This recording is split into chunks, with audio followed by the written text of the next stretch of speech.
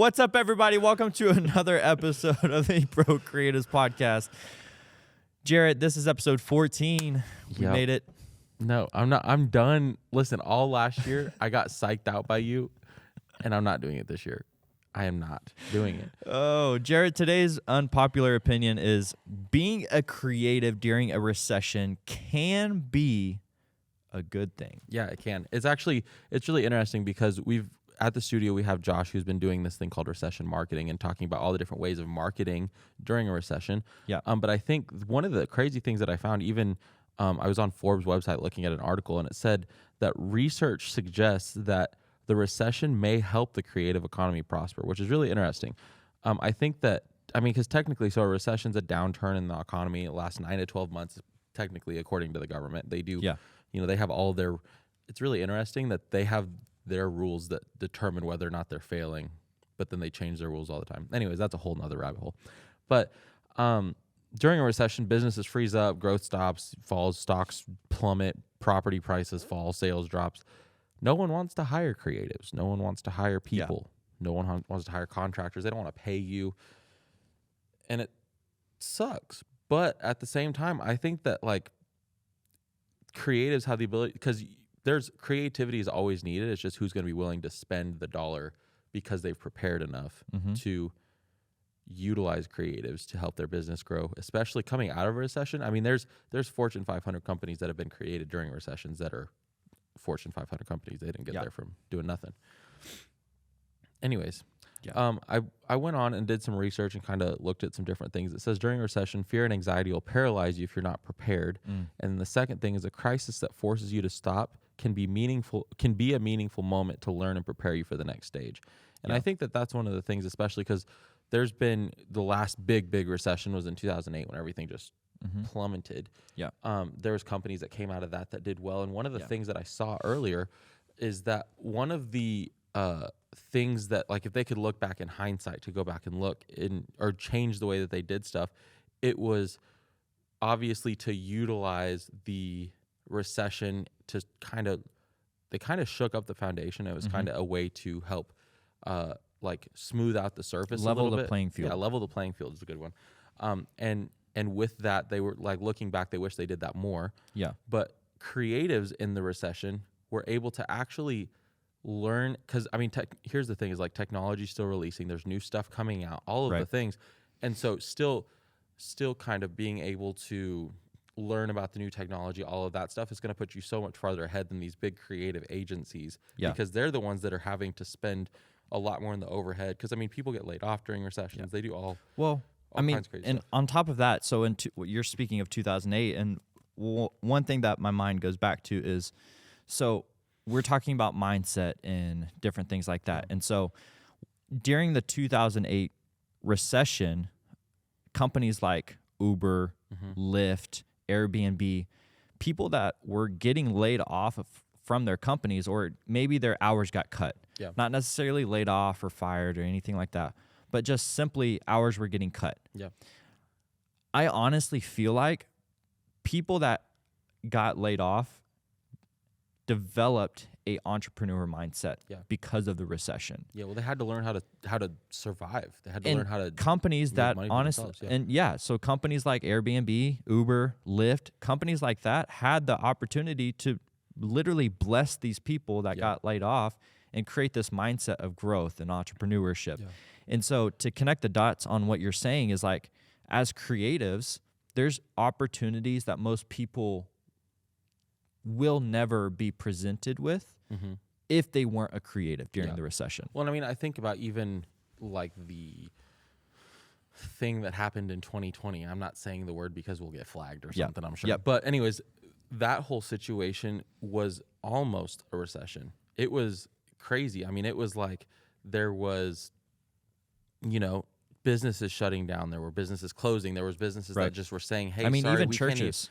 We can't even employ you anymore. Churches were completely cutting back on everything because they didn't want to spend the money. I remember I was blessed enough to have a job and maintain a job through the entirety of it. But throughout the entire thing, I remember it was a complete shift from the day that we figured out really that closing was going to be the next step.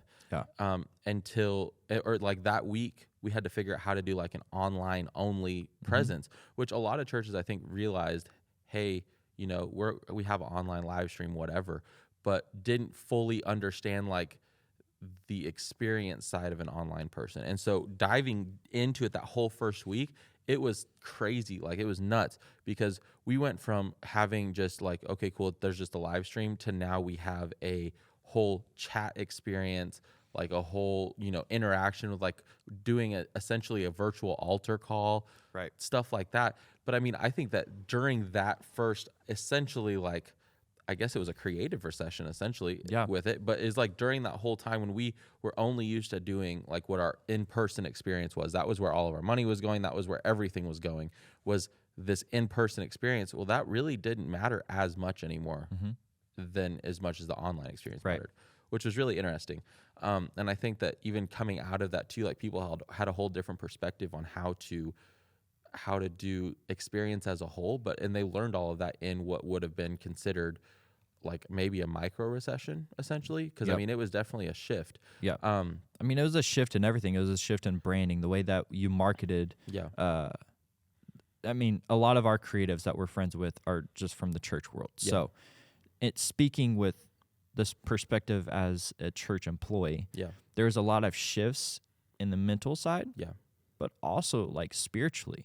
There were no people. And so it felt empty. It felt bleh. Well, I remember because you were on staff at the church, and so we were both on staff at the same time, and like it was so interesting because we had to film all of your kids' content.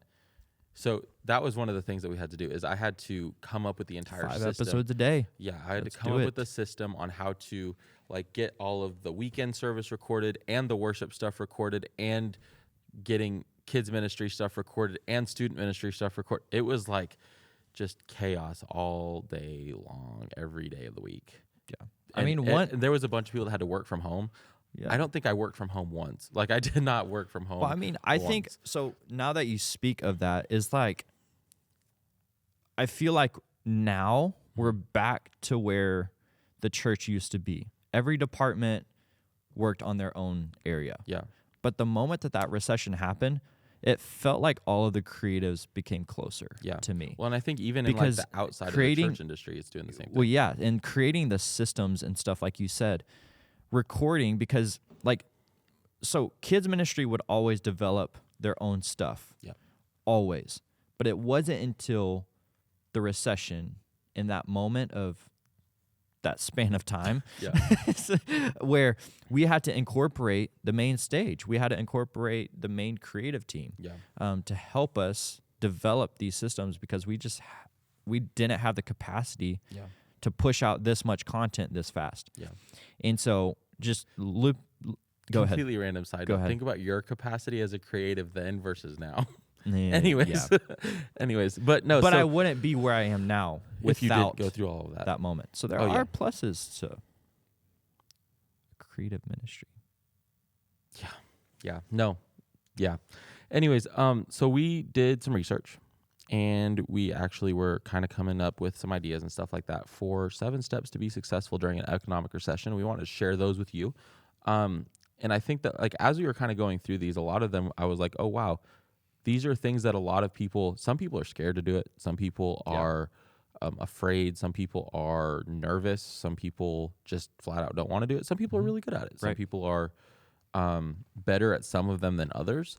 But I think all of these can really help with the being successful, especially as we go into this recession, because who knows how long, who knows what it'll look like. All I know is that like things were super expensive. I mean, I'm just glad gas isn't as expensive anymore as it used to be, but who knows? It may go back up. But anyways, okay, so step 1, stay informed. Keep track of the latest developments in your industry, such as changes in the market trends, technology advances, shift in consumer behavior. This will help stay ahead of the curve and adapt to challenges. And I think that especially consumers, whether your consumer is a church or it is a company or whatever, kind of like paying attention to what their shifts are as far as marketing strategy, stuff like that. Like, who knows? You may that there's still going to be times where they're going to want to have like summer commercial themed looking things. Like all of their different marketing throughout the year, like paying attention to that and seeing kind of what their plans are going to be. So reaching out to them, but also making sure that you're aware in advance, not just like in the moment. Right. Technology, stuff like that. The crazy thing is like during even 2008 and during in 2020, everything like technology still happened. They still released products. New things came out. New ways of doing things were developed. And I think one of the biggest hurdles that I saw, even like I experienced it, is like we didn't know everything we should have about certain areas of technology. So like at the church, it was more of the online streaming side. We had to learn really quick. Like we had to learn so quick. Yeah. And so keeping up with that, even as we go into this recession where maybe people aren't going to be wanting to do as much advertising, but then maybe you have the smaller dogs, like the smaller companies that are going to want to help and give you more business because they're still trying to stay afloat. So they're going to stretch every avenue to stay afloat. Yeah. Anyways, number 2, diversify your portfolio. That one's a big one. Don't put all your eggs in one basket. Consider branching out and experiencing new areas of expertise in your industry. It increases your chances of finding work. So I know that I was a lighting guy. I was only really a lighting guy when I started.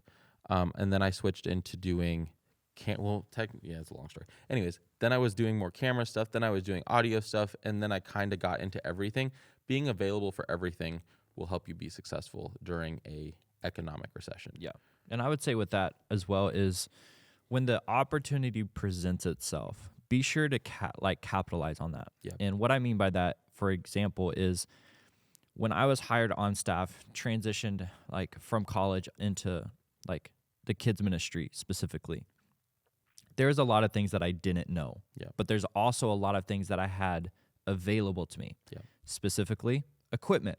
Yeah. So if you're sitting at a church and you're like, what's my next? I don't know what to do. Well, learn every piece of software that you possibly can. Learn every camera, dive into the menu, dive into the settings, learn these cameras front to back, lens choices, because these things can lead into so many more opportunities outside of where you are currently sitting right now. If I could go back and work at the church, or go back, I wouldn't. Yeah, if I could go back in time to when I did work at the church, that's one thing I would probably do more of. Yeah, is the amount of things that I had access to, and just was unreal. Yeah, and yeah, it is unreal, and because Unreal Engine, got it. Sorry guys, that was how to throw that in there.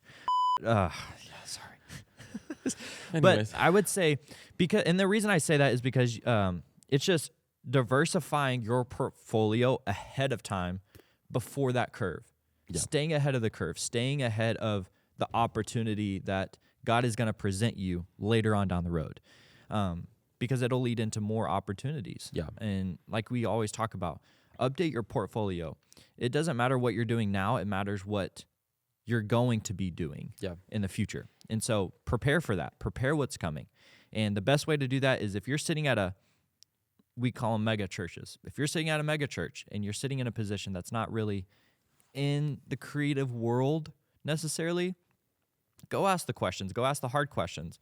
Go ask specific questions to help accomplish those dreams, those goals that you might have that you're sitting in. Yeah. And then, so anyways, step 3. Network and build relationships. Can't stress that one enough. Yeah. Go ahead. Okay, so connect with other professionals in your field, both online and in person. Join industry groups, attend events, and make an effort. Be intentional about building relationships with potential clients, but also collaborators. Yeah. You also have to be able to collaborate yourself. Yeah, and collaboration share ideas is not a bad thing. It's not. Yeah, there's a really good quote, and I forgot it, but it was right there. It's in one of our episodes. It is. I will find it, and I will come back to it. Anyways, we'll find it. You can talk about the next one, and then I'll find it while you talk about it. Yeah. Number 4 is market yourself effectively. It says make sure that you have an up-to-date online portfolio, resume, and social media presence to showcase your skills and expertise. Don't be afraid to self-promote and let people know about your work, because a lot of people hate doing that and then wonder why they don't have any business. But it's like, if I'm going to book you to record a video for me or do photography. I want to see what you can do, and when I can't see. And of course, some people may be asking, what's the difference between diversify your portfolio and market yourself effectively? Because obviously, when we market ourselves, there's different ways to market. Marketing. Everything is marketing. Literally everything is marketing. And it starts with your portfolio. It starts with the people, your network, your mindset, your skill set, whatever that may be. We've talked about it a million times already here on the Broke Creatives podcast. But one of the most important parts is to understand that you don't always have to be a salesperson. There's different ways to market yourself without really representing yourself as a salesperson, because a lot of the time, Jarrett, I think we have a course actually that is workshop's coming up. So I hate selling. We do. And so but being a creative, there's a bunch of not entrepreneurs, introverts that I know specifically that are insanely talented.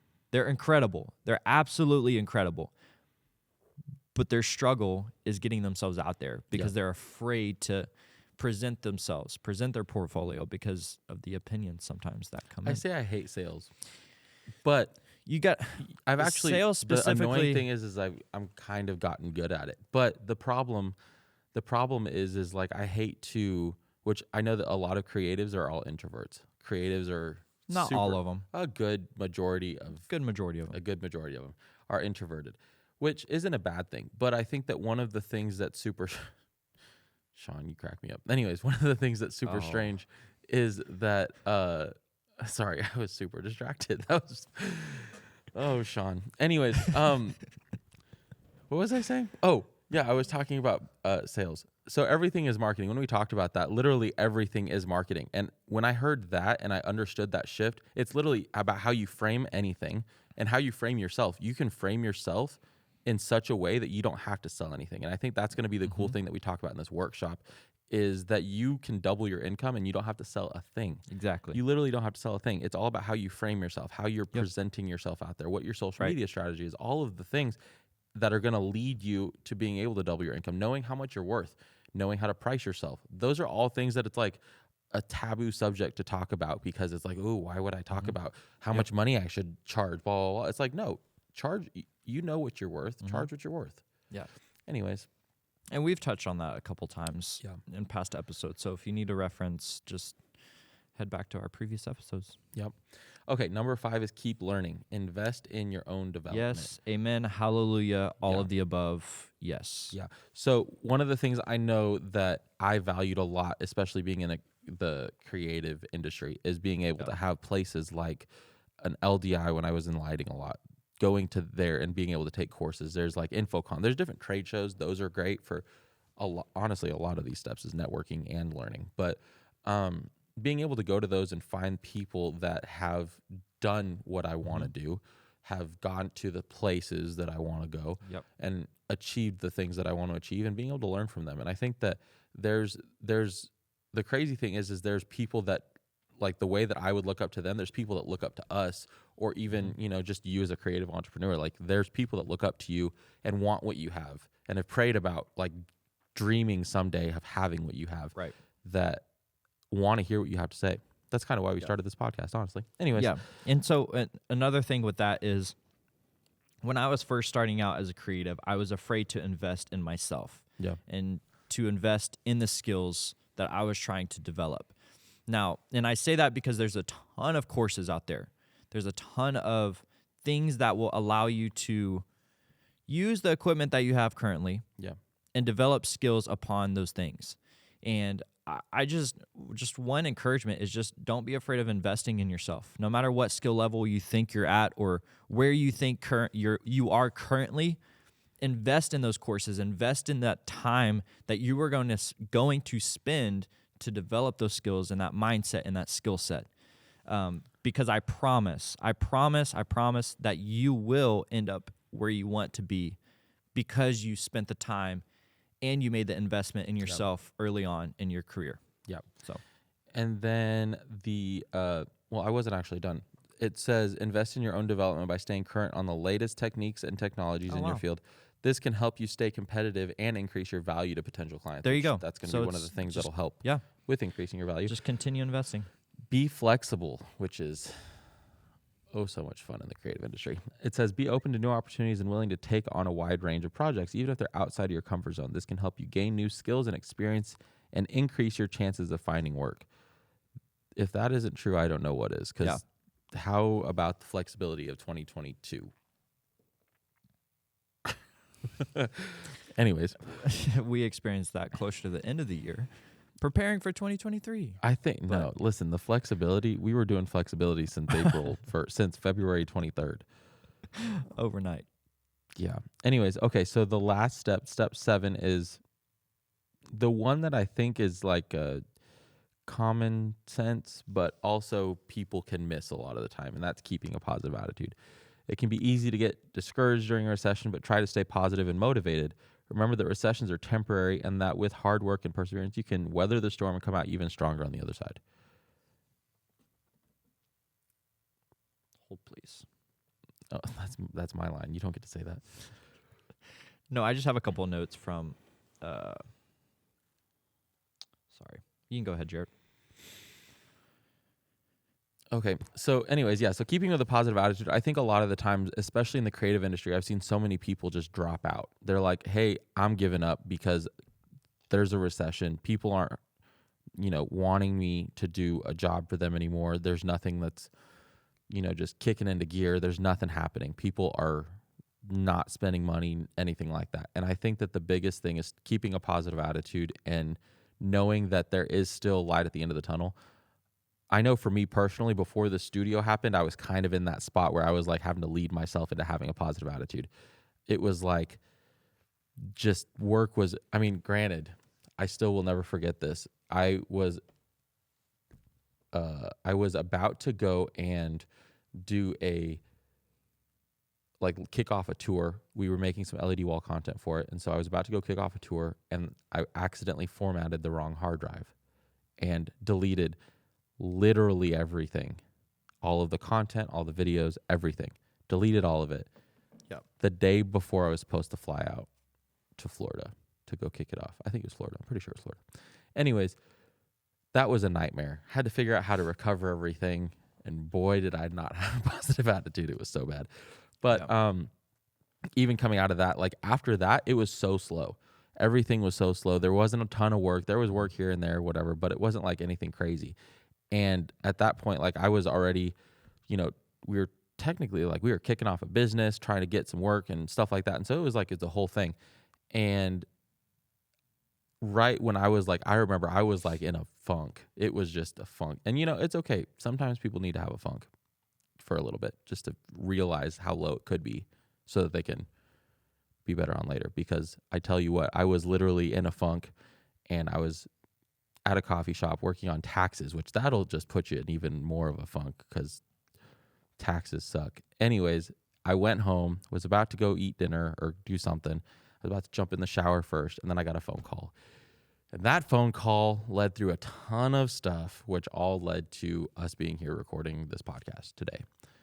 Because that phone call was the one that got us out here to the studio the first time. It's crazy stuff.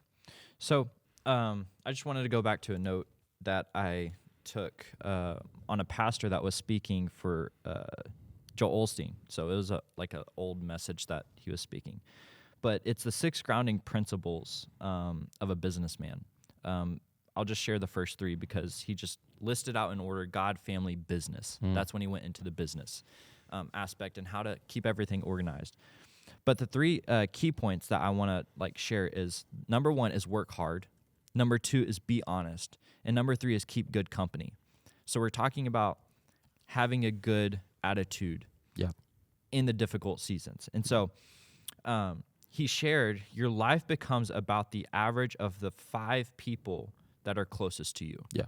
And the 5 people that are closest to you right now currently are the ones that you are going to end up being like. Mindset and your skill set, everything in your network. But the biggest thing, this is one of the last things I wanted to share about this topic, is every dream that we have, there's always going to be challenge and opposition, always. So if it's coming from God, there's going to be a challenge and there's going to be opposition every single time. Yeah. And so he was sharing the fact that if there is no adversity, if there's no challenge, and there is no opposition, then it's not from God. And so every opportunity that has presented itself has some way had a connection with our belief system, spiritually, mentally, and beliefs. But it says God will use adversity and challenges to develop the muscle of faith on the inside of us to bring us to another place of believing. Yeah. And so when we go through that hard season, when we go through everything as a creative, the downs, the ups, the recession, whatever it may be, wherever we find ourselves during the recession, there's always going to be an up. Yeah. Who do you have supporting you? Who do you have in your network to help you and allow you to grow? Yeah. Having the right people around you is definitely going to be, I think, the thing that'll get you through an economic really recession. is. Spouses, people, mentors. Yep. You're so funny, John. Okay. So just to recap, 7 steps to be successful during economic recession. Number 1, stay informed. Yep. Number 2, diversify your portfolio. Number 3, network and build relationships. Number 4, market yourself effectively. Number 5, keep learning. Don't stop learning. Number 6, be flexible. Number 7, keep a positive attitude. Yes. Good stuff. That's all I have for them today. Yeah.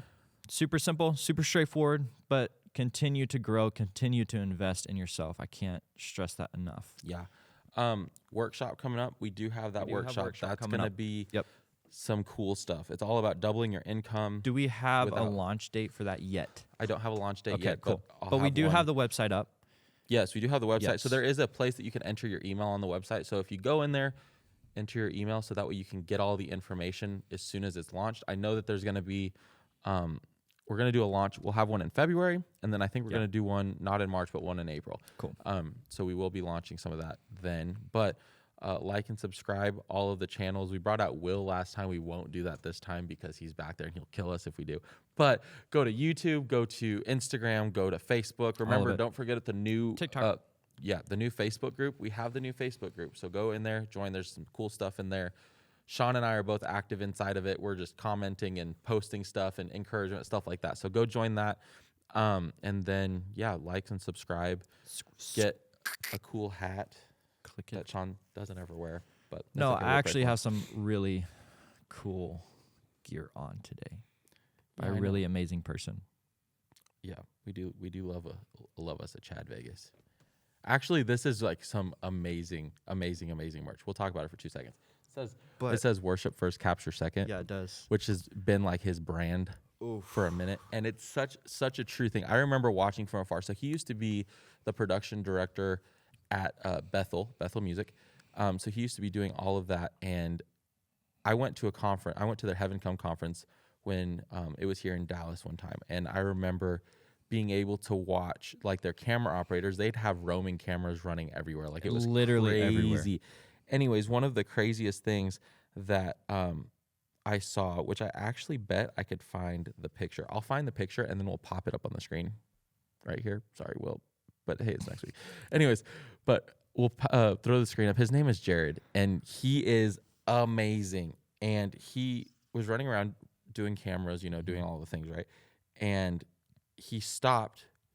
Cameras was no longer a thing because somebody needed prayer. He literally stopped and prayed for them for like 5 minutes. Yep. And then he was like, oh, maybe I need to record some. So he put his camera up, but he still stayed praying. I'm telling you, I'm going to find this picture. It's on here somewhere. Yeah. Anyways, but all that to say, super cool brand. It's pretty cool. I like it a lot. It's pretty cool. Anyways, that's it. Awesome. Land the plane. We appreciate you guys. We thank you for joining us today. And if you're on the audio, jump over to YouTube. That's another encouragement for you guys is if you're listening to this, wherever you may be sitting. Share this with somebody. Yeah, please share this with somebody. Share it with somebody. Because we have a lot coming this year. Yeah. When I say a lot, Jarrett can agree. We do have a lot coming for you guys this year. And it's going to be a lot of fun. Like we always say, if you have somebody that is trying to figure out what their next is, trying to understand how to go to the next level, invite them to the Broke Creatives. You guys are a part of this. So let's have a great year. Let's do this. But You probably can't see this picture. I'm yeah, going to go with this camera. probably not. But this is Jared. He was actually praying over somebody here. I'll give the picture to Will so he could put it on here. But this is the picture. It's super cool. So, anyways, awesome. Well, thank you guys. Thank you for joining us. And we will see you guys on the next Next week. episode of the Broke Creators podcast. No, not falling for it again. You got it. No. You got it. I promise. No. Trust me. Just trust me. I don't. No, I don't. Trust me. We'll see you guys later.